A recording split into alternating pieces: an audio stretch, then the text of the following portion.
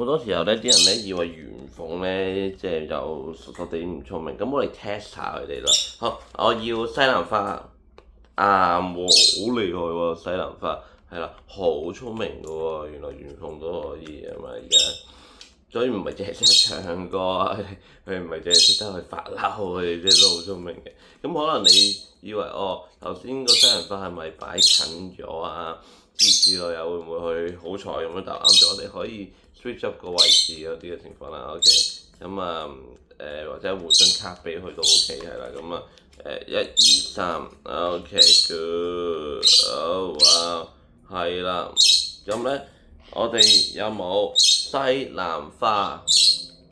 啱喎，你見佢有諗嘅喎，好叻喎，西蘭花喎又係啦，1、2、3，係啦，咁所以咧，我哋又俾個第二題佢啦，好嘛？咁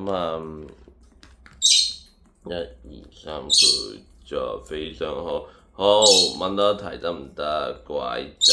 好，呢度有冇毛豆？